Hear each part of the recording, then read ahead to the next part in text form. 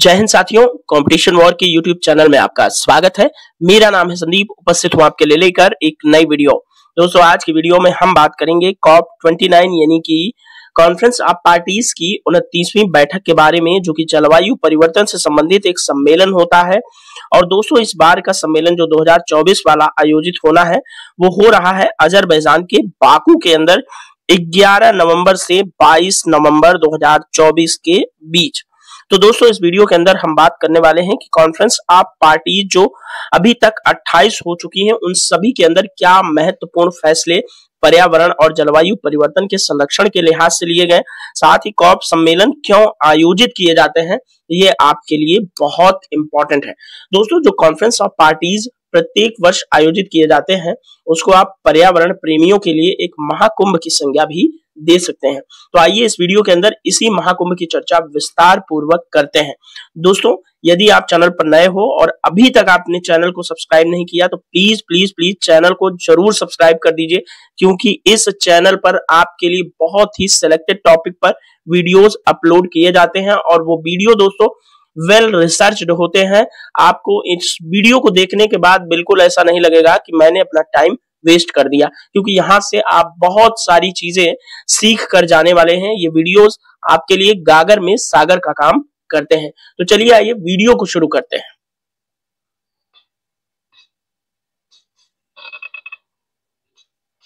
दोस्तों, हम अपनी बातचीत की शुरुआत न्यूज़पेपर की एक कटिंग के माध्यम से करेंगे, जिसमें स्पष्ट तौर पर स्क्रीन पर आपको लिखा हुआ दिख रहा है कि बाकू में आज से शुरू हो रहा है पर्यावरण का महाकुंभ।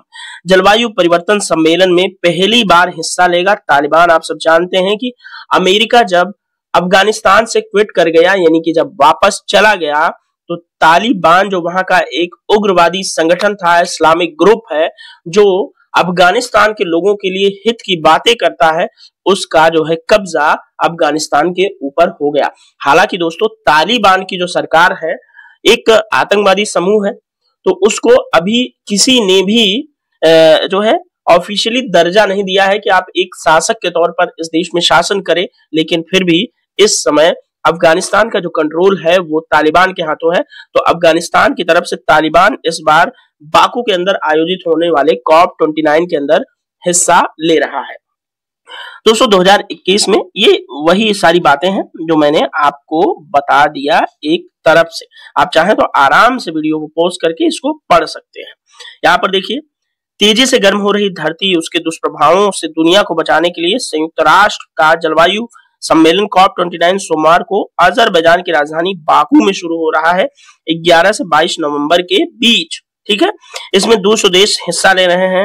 इसमें जलवायु परिवर्तन के प्रति सबसे अधिक संवेदनशील देशों के लिए जलवायु वित्त का नया लक्ष्य तय करने का मुख्य रूप से ध्यान केंद्रित किया जाएगा।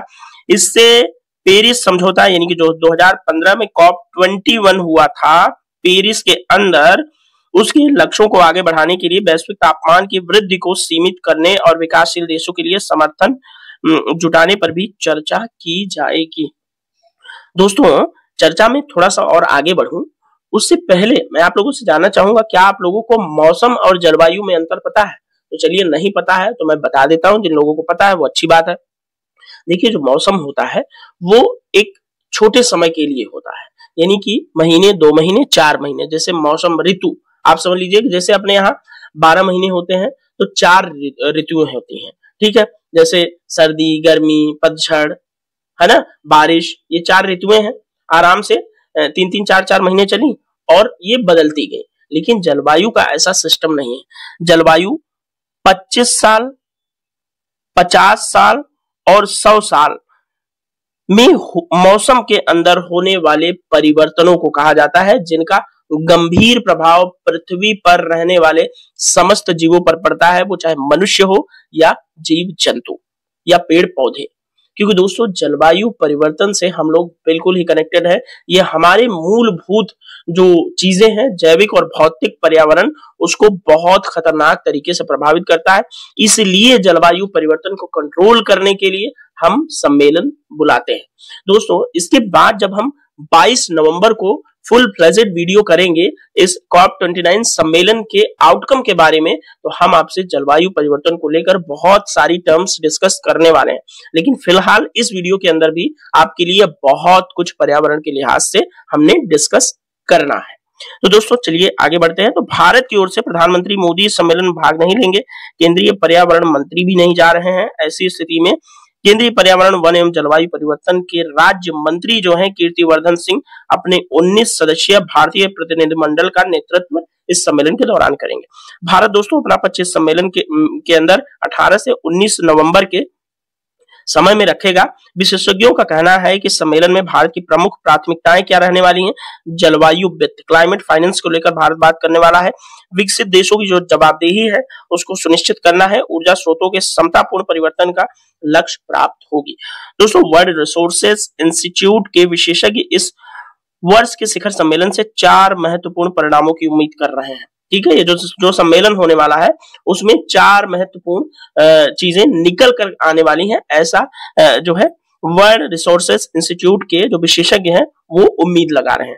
कौन कौन से? तो दोस्तों पहला होगा नया जलवायु वित्त लक्ष्य, दूसरा मजबूत राष्ट्रीय जलवायु प्रतिबद्धताओं के प्रति तेजी, तीसरा पिछले वादों पर ठोस प्रगति, और चौथा है लॉस एंड डैमेज, जो नुकसान एवं क्षति के लिए अधिक धनराशि जो है विकसित देशों द्वारा विकासशील देशों को दिया जाना था, उस पर बात होने वाली है। तो ये 4 मुद्दे महत्वपूर्ण रहेंगे और इस सम्मेलन की चर्चा के केंद्र में रहेंगे।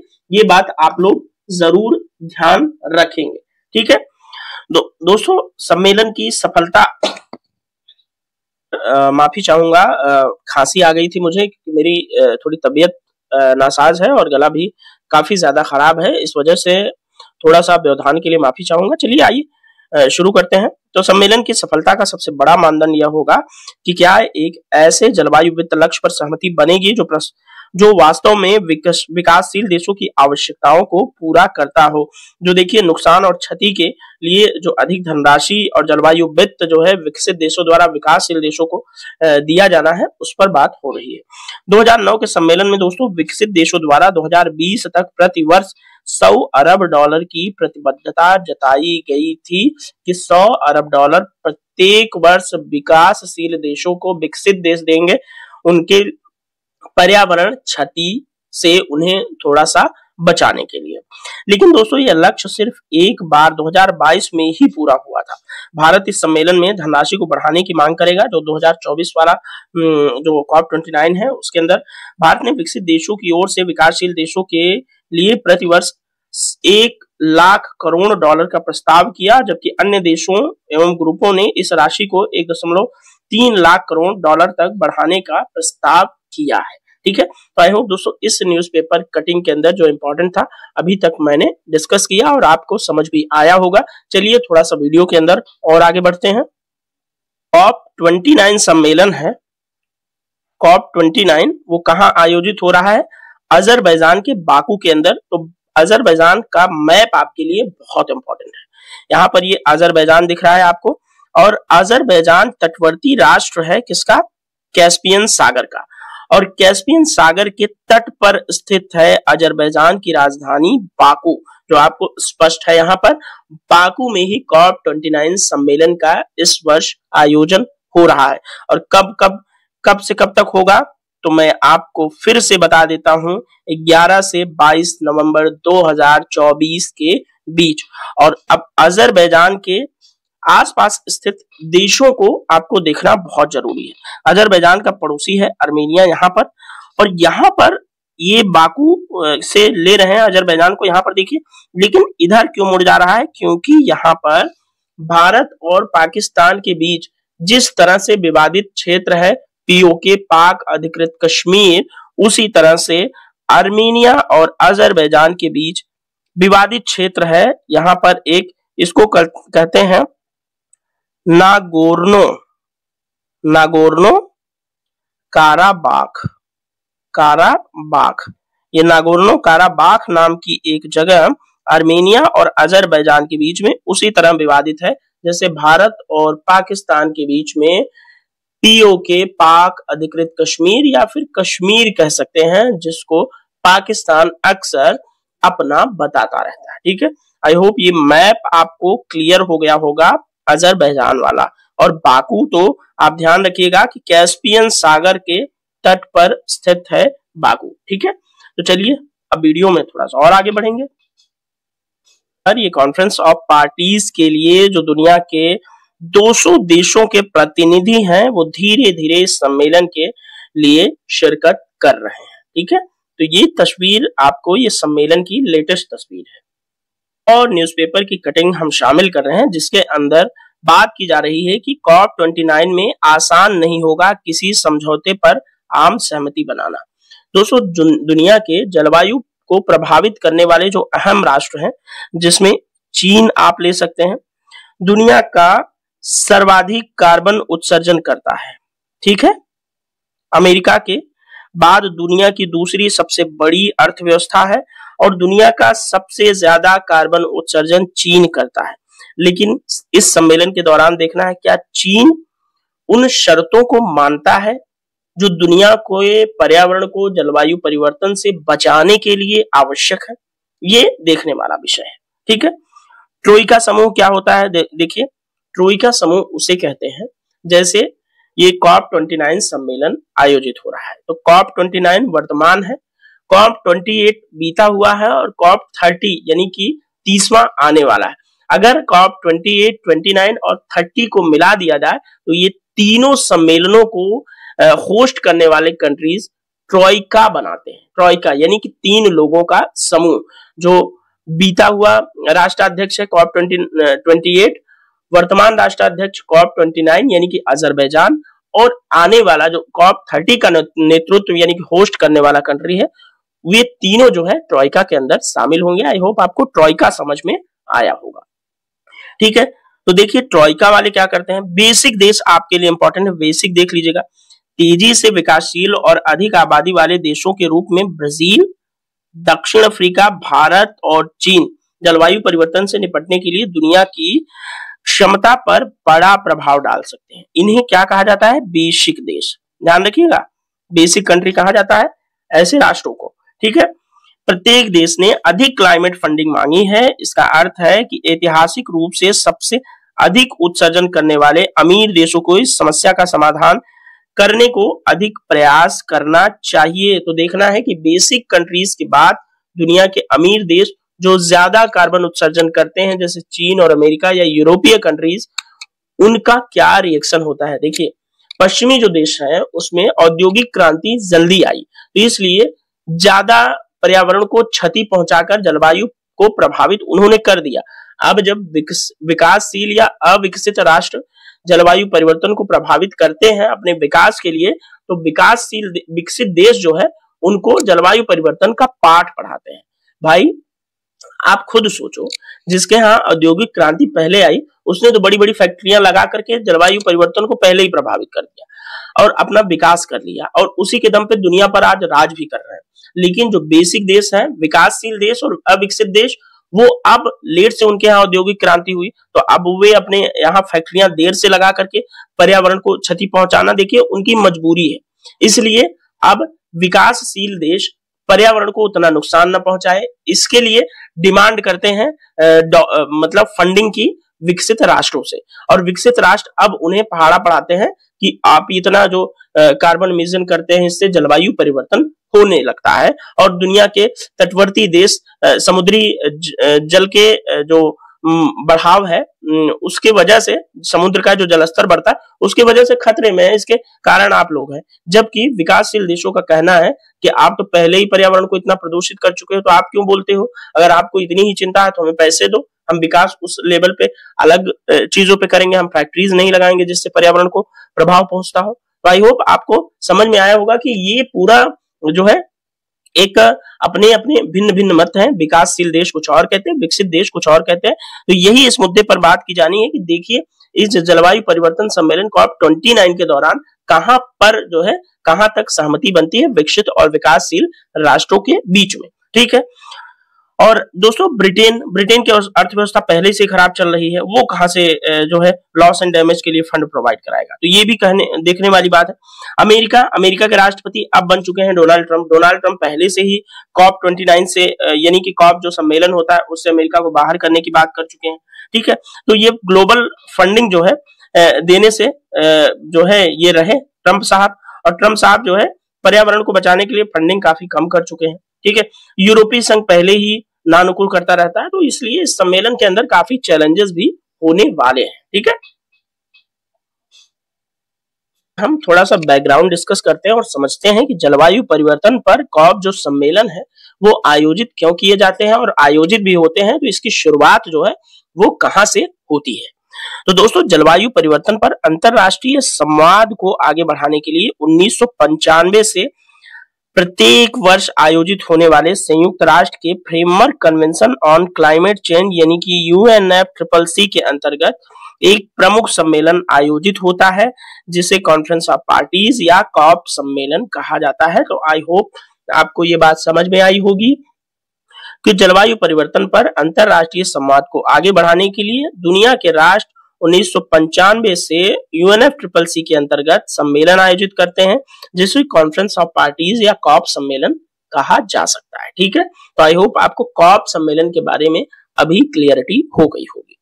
दोस्तों 1992 में ब्राजील के रियो डी जेनेरियो के अंदर अर्थ समिट का आयोजन किया जाता है, अर्थ समिट, ठीक है, जिसको हम पृथ्वी सम्मेलन भी बोलते हैं। पृथ्वी सम्मेलन आपने कई बार जो है पर्यावरण के अंदर सुना होगा, पृथ्वी सम्मेलन, इसी को अर्थ समिट बोलते हैं, जो कि पहला पृथ्वी सम्मेलन 1992 में ब्राजील के रियो डी जेनेरियो के अंदर आयोजित हुआ।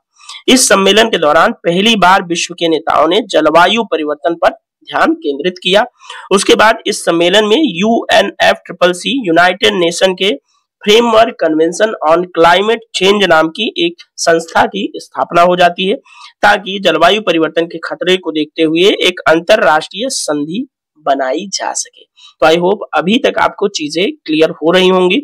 बस आगे इसी तरह से ध्यान पूर्वक सुनते जाइए, देखते जाइए वीडियो को, आपको आगे सारी चीजें एकदम स्पष्ट क्लियर होने वाली हैं।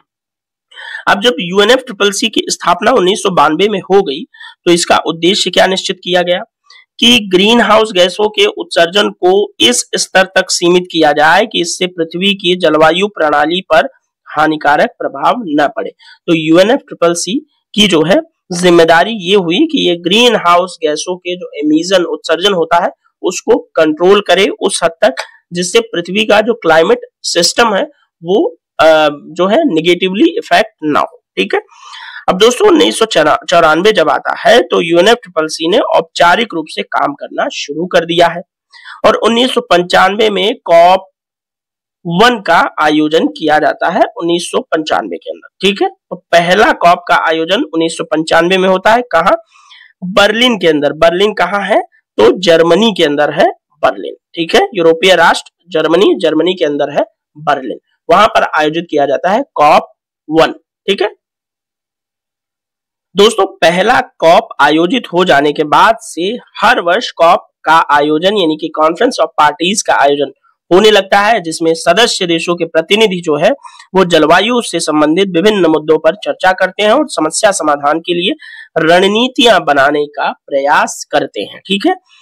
दोस्तों कॉप सम्मेलन का जो उद्देश्य होता है वह सदस्य राष्ट्रों को जलवायु परिवर्तन से संबंधित प्रतिबद्धताओं को पूरा करने में सहयोग करना होता है। देखिए वो कहते हैं कि पहले के जो कॉन्फ्रेंस ऑफ पार्टीज हो चुकी हैं, जो सम्मेलन हो चुके हैं, उस दौरान जो भी हमने दुनिया को बचाने यानी कि जलवायु परिवर्तन को बचाने के लिए जो भी कमिटमेंट किए हैं उसको पूरा करने के लिए जो है बातचीत हर सम्मेलन के लिए की जाती है, और आगे के लिए हर सम्मेलन में रणनीति डिसाइड होती है, ठीक है। अब देखिए इसका जो प्रमुख उद्देश्य है वो हमारे लिए बहुत इंपॉर्टेंट है एग्जाम के पॉइंट ऑफ व्यू से, यदि आप कोई परीक्षा देना चाहते हैं उसमें। देखिए पहला क्या है? ग्रीन हाउस गैसों का उत्सर्जन कम करना, ठीक है, कॉप का पहला उद्देश्य, ठीक है।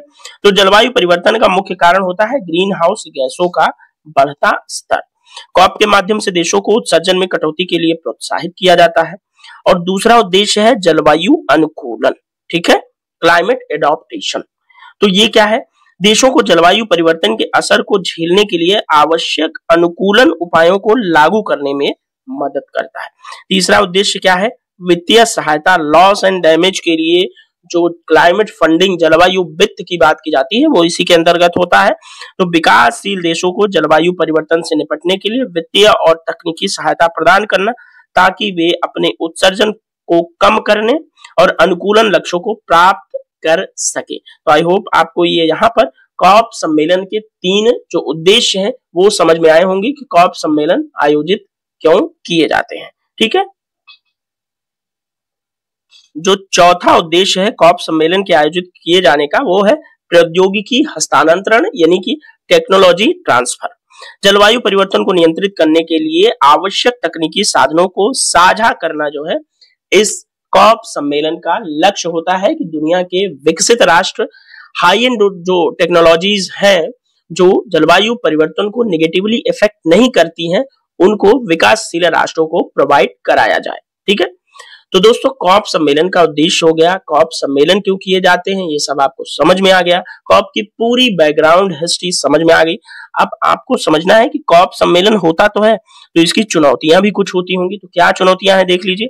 तो विकसित और विकासशील राष्ट्रों के बीच मतभेद होता है, ये मैं पहले डिस्कशन के अंदर जितना भी अभी तक बातचीत कर चुका हूं उससे आपको एक बात स्पष्ट हो गई होगी औद्योगिक क्रांति वाली बात से, कि विकसित राष्ट्रों में पहले औद्योगिक क्रांति आई तो उन्होंने पर्यावरण को क्षति पहले ही पहुंचा दिया है। अब विकासशील राष्ट्र में लेट से औद्योगिक क्रांति पहुंची, तो विकासशील राष्ट्र अब पर्यावरण के अंदर कार्बन उत्सर्जन कर रहे हैं। तो विकसित और विकासशील देशों के बीच इस मुद्दे को लेकर के काफी ज्यादा मतभेद रहता है। ठीक है, दूसरा है वित्तीय सहायता का अभाव। विकासशील देशों को जलवायु अनुकूलन के लिए आवश्यक धन और तकनीकी प्राप्त करने की आवश्यकता होती है, जिसे विकसित राष्ट्र प्रोवाइड नहीं करा पाते, और इस मुद्दे पर भी जो है दोनों गुटों के बीच काफी ज्यादा मतभेद देखने को मिलता है। और तीसरी बात है सदस्य देशों की प्रतिबद्धता।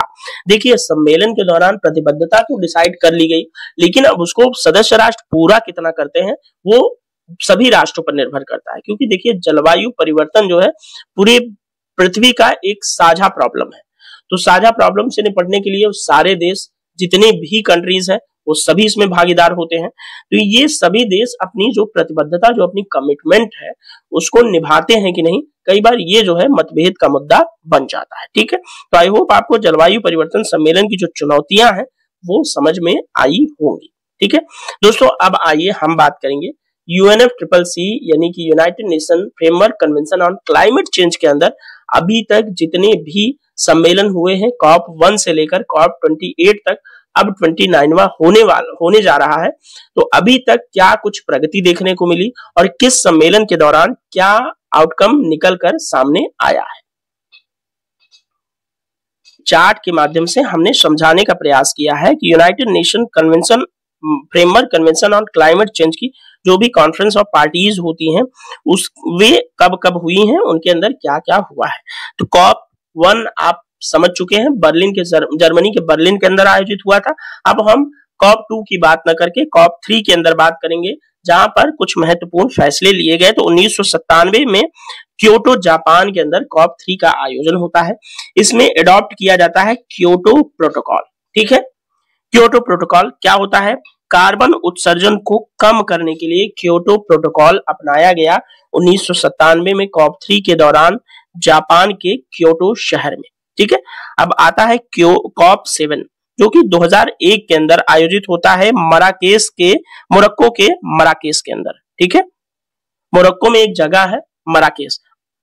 दोस्तों मोरक्को, अगर आप लोगों को मैप पता हो वर्ल्ड का तो आप मोरक्को बताएंगे, लेकिन मैं कॉन्टिनेंट आपको गेस करने के लिए दे देता हूं। कॉन्टिनेंट है अफ्रीका, अफ्रीका कॉन्टिनेंट में मोरक्को है, अफ्रीका के उत्तरी हिस्से में। अब आपको ढूंढ के मुझे बताना है कि मैप में किस जगह अफ्रीका में मोरक्को पड़ता है। तो मोरक्को में जो मराकेश सम्मेलन हुआ COP 7, उसके अंदर मराकेश एकॉर्ड साइन किया गया। ठीक है, ये क्या था, set stage for ratification of Kyoto protocol के रेटिफिकेशन के लिए इसने स्टेज सेट कर दिया मराकेश एकॉर्ड ने। ठीक है, तो आई होप COP 7 आपको समझ में आ गया। COP 8 कब हुआ, तो नई दिल्ली में हुआ, इंडिया के अंदर 2002 में। इसमें दिल्ली डिक्लेरेशन साइन किया गया। इसमें development needs of the poorest countries technology transfer, यानी कि जो गरीब राज्य हैं, गरीब देश हैं, उनको तकनीकी हस्तांतरण पर इसमें दिल्ली डिक्लेरेशन साइन किया जाता है 2002 में, जब COP8 दिल्ली के अंदर आयोजित होता है। इसी तरह से COP15 का आयोजन होता है 2009 में कोपेनहेगन, डेनमार्क में। ठीक है, डेनमार्क में एक जगह है कोपेनहेगन, उसमें COP15 आयोजित किया जाता है। इसमें क्या होता है, developed countries placed up to 30 billion in fast start finance. Finance की व्यवस्था होती है $30 बिलियन की, कब, 2010 से 2012 के बीच। ठीक है, फिर 2008 आता है। 2008 में जो है COP14 का आयोजन होता है। ठीक है, उसके बाद इसी तरह से एडॉप्टेशन फंड, फिर COP13 बाली इंडोनेशिया के अंदर आयोजित होता है, फिर COP16, इसी तरह से सारे COPs जो है आयोजित किए जाते हैं। ठीक है, तो आई होप यहाँ पर सारा आपको चीजें समझ में आ रही होंगी। 2007-8, ठीक है, फिर यहाँ पर 2010 में COP16, ठीक है, फिर COP18, COP19, COP24, COP21, COP26, 26 वाला याद रखिएगा, ग्लासगो यूके के अंदर। और 2022 में हुआ जो है COP27, ये इंपॉर्टेंट है आपके लिए। COP27, COP27 शर्म अल शेख मिस्र के अंदर आयोजित हुआ था। ये जलवायु परिवर्तन सम्मेलन, लॉस एंड डैमेज फंड इसमें बनाया गया था। USD का, यानी कि डॉलर का $3.1 बिलियन का प्लान किया गया अर्ली वार्मिंग सिस्टम्स को देने के लिए। G7 कंट्रीज का एक लेड ग्रुप बना, ग्लोबल शील्ड फाइनेंसिंग फैसिलिटी। ठीक है, तो ये चीजें हुई। अफ्रीकन कार्बन मार्केट इनिशिएटिव लिया गया, action for water adaptation and resilience initiative लिया गया। फिर मैंग्रोव अलायंस जो है COP27 के दौरान ही बना।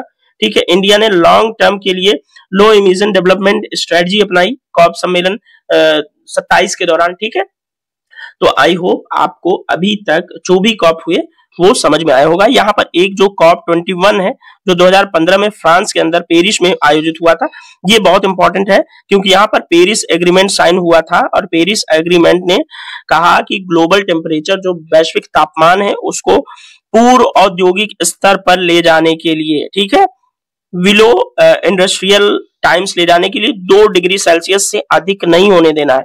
क्लाइमेट फाइनेंस की व्यवस्था रिच कंट्रीज ने की। ठीक है, ईयरली $100 बिलियन जो है फंडिंग प्रोवाइड कराने की बात जो है विकसित देशों ने कहा, लेकिन अभी इस प्रतिबद्धता को पूरा नहीं किया गया है। तो आई होप अभी आपको जो है COP27 समझ में आया। अब हम COP28 जो हमारा लेटेस्ट हुआ 2023 के अंदर, उसकी बात कर लेते हैं। COP28 के बारे में बात कर लेते हैं, जो 2023 में आयोजित हुआ 30 नवंबर से 12 दिसंबर के बीच दुबई के UAE के दुबई के अंदर। ठीक है, ओके, अब इसका उद्देश्य यहाँ पर बहुत सारा कुछ दिया हुआ है। पेरिस लक्ष्य को प्राप्त करना इसका उद्देश्य था। प्रधानमंत्री मोदी ने जब इस सम्मेलन के दौरान COP28 में भाग लिया, उन्होंने ग्रीन क्रेडिट पहल की शुरुआत की। ग्रीन क्रेडिट क्या है, यहाँ पर देख लीजिए, जलवायु परिवर्तन की चुनौतियों के लिए एक प्रभावी प्रतिक्रिया के रूप में पृथ्वी के हित से जुड़े स्वैच्छिक कार्यों को प्रोत्साहित करने के लिए एक तंत्र के रूप में तैयार किया गया। ठीक है, दुबई के अंदर जो ये सम्मेलन शर्म अल शेख में आयोजित हुआ, उसमें क्या महत्वपूर्ण बातें निकल कर आई, यहाँ पर स्क्रीन पर दिया हुआ है। थोड़ा सा वीडियो को रोकिए, पढ़िए, उसके बाद आप आगे बढ़ जाइए। तो आई होप दोस्तों, जो भी हमने COP सम्मेलन के बारे में बात की, वो आपको समझ में आया होगा। मैंने कोशिश किया कि इसमें इंपॉर्टेंट चीजों को शामिल किया जाए। ठीक है, और इस वीडियो को थोड़ा सा जरूर बड़ा बन गया, लेकिन आप लोग इसको देखेंगे तो मजा जरूर आने वाला है। ठीक है, तो चलिए इस वीडियो को यहीं पर समाप्त करते हैं। मिलेंगे नेक्स्ट वीडियो में, तब तक के लिए thank you so much, bye bye, जय हिंद, भारत माता की जय।